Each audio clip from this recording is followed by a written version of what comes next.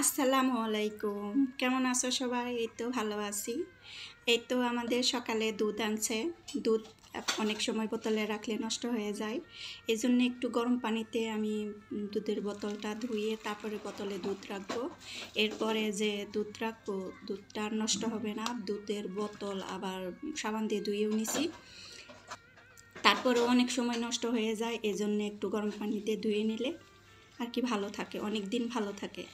এইভাবে সবাই করে নেবা। টিপসটা ভালো লাগলে লাইক দিও, কমেন্ট করো আর শেয়ার করো। ভালো লাগলে একটা লাইকে অনেকেই দেখার সুযোগ পাবে আমার ভিডিওটা।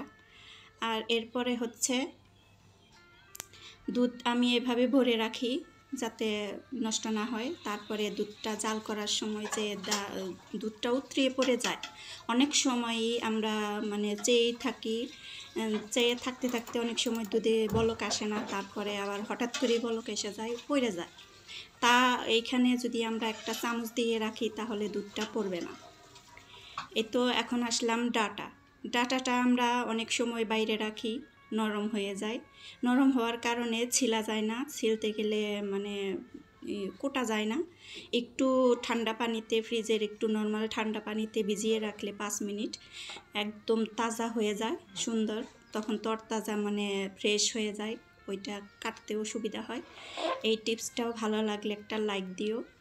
আর পরবর্তী ভিডিও দেখার অনুরোধ রইল।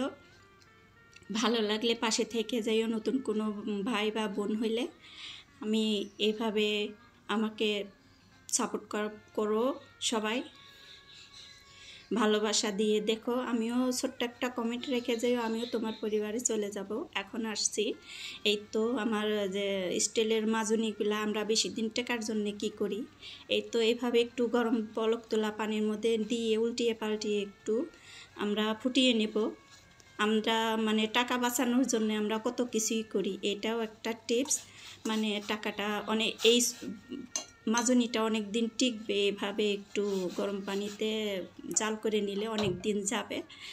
অনেক সময় ছোবা ক্ষয়ে ক্ষয়ে পড়ে যায়, ঝং ধরে পড়ে যায়, এটা হবে না এইভাবে একটু সেদ্ধ করে নিলে। এরপরে আসি যে হচ্ছে আমরা যে অনেক সময় আছে যে ভেন্ডি আমরা দেখতে বুঝতে পারি না যে কোনটা নরম কোনটা কচি। এইভাবে মাথায় একটু ভাঙ্গে দেখলেই বোঝা যায় যে কোনটা কচি আর কোনটা শক্ত। এইভাবে পরীক্ষা করে কেনা যায় আর কি, আমাদের টাকাটা বেঁচে যায়। অনেক সময় আছে বাত্তিটা কিনলে ফেলে দিতে হয়, ওইটা খাওয়া যায় না। এইভাবে আমরা একটু চেক করে নিতে পারি। সুন্দর একটা টিপস। ভালো লাগলে কমেন্টের মাধ্যমে জানিও যে আমার এই পুরা ভিডিওতে কোন টিপসটা আপনাদের কাছে ভালো লাগছে। ভালো লাগলে কমেন্টের মাধ্যমে জানিয়ে দিতে পারেন। এভাবে আমরা টাকা বাঁচাতে পারি। অনেক সময় ঢেঁড়স বাড়তি পড়ে বেশি, এজন্যে।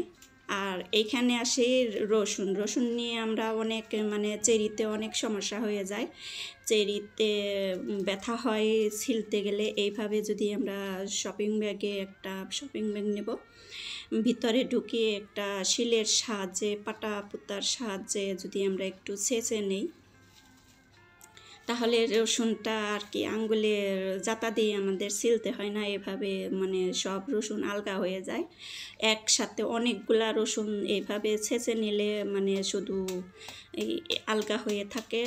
অনেকগুলা রসুন ছিলার আইডিয়া, এই আইডিয়াটা কেমন লাগলো জানিও। এইভাবে আমি ছেঁচে নিছি। অনেক রসুন এক এক সময়ে আছে যে ছিলা লাগে, অনেক রসুন ছিলার একটা টেকনিক। ভালো লাগলে কমেন্টের মাধ্যমে জানিয়ে দিতে পারো। এই তো সবগুলা রসুন কি সুন্দর আলগা হয়ে গেছে, ছিলতে আর সময় লাগে না, শুধু বের করতে একটু যতটুকু সময়। 5 মিনিটের মধ্যে অনেকগুলা রসুন এভাবে ছিলে নেওয়া যায়। অনেকগুলা রসুন আমি এভাবে কেলিয়ে নিছি।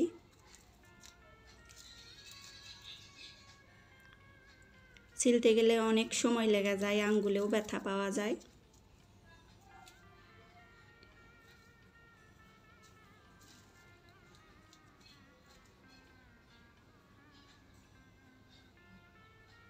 এরপরে আসি যে হচ্ছে আমরা অনেক সময় রাত্রিতে প্লেট বাটি মাইজা রাখি, এইভাবে একটা গামলার মধ্যে রেখে দিই। তা অনেক সময় আছে যে টিকটিকির পায়খানা পড়ে, অনেক সময় মানে তেলাপোকা হাঁটে, রাত্রে রেখে দিলে সারা রাত্রে কি হয় না হয় তো আমরা জানি না। একটা কাপড়ের সাহায্যে যদি আমরা কভার করে রাখি তাহলে মানে ওই ময়লাটা আর কি, জীবাণুটা হয় না।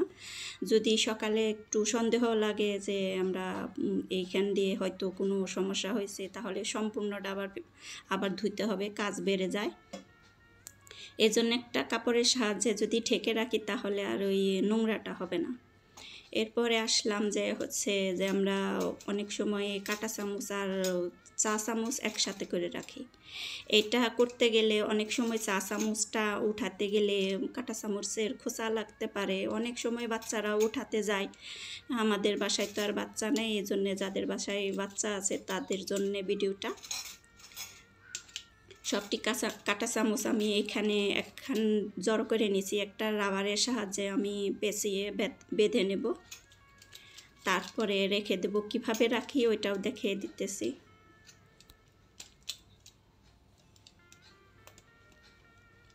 এভাবে করে আটকিয়ে রাখলে কাঁটা চামচের খোঁচা মানে ব্যথা পাওয়ার হাত থেকে বেঁচে যাব। এইভাবে রাখলে সুন্দর একসাথে থাকে, মানে এইভাবে না, উল্টা করে রাখবো। এইভাবে রাখলে অনেকটা সুবিধা হয়ে যায় যে কাঁটা চামচ আর চা চামচ একসাথে হলেও এখন ভয় নাই, যে কেউই টান দিয়ে উঠাতে পারবে। এখন আসি যে হচ্ছে আমরা যে শিলপাটাতে বটি দাঁড় দিই, এই বটি দাঁড় আর শিলপাটাতে দেওয়া লাগবে না, আমি একটা অন্য উপায় বলে দিতেছি। কম বেশি হয়তো সবাই জানে, এটা শিলপাটাতে তেমন একটা ঘষা দিলেও পরিষ্কার হয় না। এখন যদি আমরা একটা শীষ কাগজ নিই, এটা হচ্ছে শীষ কাগজ, পুরাতন কাগজ দিয়ে যে এত সুন্দর হইলো, আর নতুন কাগজ থাকলে তো কতটা পরিষ্কার হবে আর কতটা সুন্দর হবে। আমার কাছে নতুন কাগজটা ছিল না, আমি এইটার সাহায্যে একটু একটু করে আমি পরিষ্কার করি। এটা আমি রেখে দিছি, হাতের সাহায্যে আমি এইভাবে ঘষে ঘষে উঠিয়ে নিতেছি ময়লাটা। বটি কয়দিন হইলেই ওরকম কালো একটা দাগ পড়ে যায় আর দাঁড়ও কমে যায়, এটার সাহায্যে আমরা দাঁড় করেও নিতে পারবো। সুন্দর একটা আইডিয়া, ট্রাই করতে পারো বাসায়। বটি সুন্দর চকচকা তকতকা হয়ে যাবে ঘষা দিলেই। এইভাবে আমি পুরা বটিটাই পরিষ্কার করে নিছি। এই তো দেখো কতটা সুন্দর হয়েছে। আমি তো তেমন একটা ঘষাই দিই নাই, যে পুরাতন কাগজ তেমন একটা মানে পুরাতন হয়ে গেছে, নরম হয়ে গেছে, তারপরেও এতটা পরিষ্কার হয়েছে। আমি অনেক কিছু করি এই শেষ কাগজ দিয়ে। আর আসলাম যে হচ্ছে পেঁয়াজ, হালকা একটু গরম পানি নিলে তারপরে কিছু পেঁয়াজ মানে 5-10 মিনিট ভিজিয়ে রেখে আমরা পেঁয়াজ ছিলে নেব, আমাদের চোখে ধরবে না। আমাদের চোখে ধরার কারণে আমরা পেঁয়াজটা বেশি ছিলতে পারি না, চোখ পানি মুছতে মুছতে আমার জান শেষ হয়ে যায় পেঁয়াজ ছিলতে গেলে। এইভাবে 5 মিনিটের মতো গরম পানিতে একটু কুসুম গরম পানিতে একটু পেঁয়াজটা ছুলতেও তাড়াতাড়ি হয়ে যায়, এভাবে একটু সুন্দর হয়। আর আমরা বটিতে যখন এই গরম পানিতে না ভিজাবো তখন এই যে বটির মাথায় একটা পেঁয়াজ গেঁথে নিয়ে তারপরে পেঁয়াজ ছিলে নিবা প্রমাণ সহ, মানে প্রমাণ সাথে সাথে তোমরা এই কাজটা করে দেখতে পারো যে কতটা কার্যকরী। আমি এইভাবে অনেক সময় করি, চোখ জ্বালা পোড়া করে না। এই তো অনেক সময় আমরা বিস্কিটের প্যাকেটগুলা এরকম বিস্কিটের প্যাকেটগুলা ফেলে দেই, ফেলে না দিয়ে অনেক কাজে লাগাতে পারি। দেখে নাও আমি কি কাজে লাগাইছি। এই তো সুতার গুটিগুলা যে এদিক সেদিকে এলোমেলো হয়ে পড়ে থাকে, এইটার সাহায্যে আমরা সুন্দর করে গুছিয়ে রাখতে পারবো। অনেক সময় আমাদের সুই সুতা খুঁজতে হয়, একটার ভিতরেই সুন্দর করে গুছিয়ে রাখা যায়। এক সাইডে আমি স্যালাইন, ওষুধ মানে চশমা, আমার এই চশমা আমারই কাজে লাগে। এক সাইডে সুতার গুটি রেখে দিলাম, অনেক কিছুই রাখা যায়, আরও কিছু রাখা যাবে। সুন্দর একটা অর্গানাইজার তৈরি হয়ে গেল। এটাকে একটু ডেকোরেশন করতে পারো, যারা করতে পারো তারা করে নিও। আমি এভাবেই দেখিয়ে দিলাম। আজকের ভিডিওটা এই পর্যন্তই ছিল।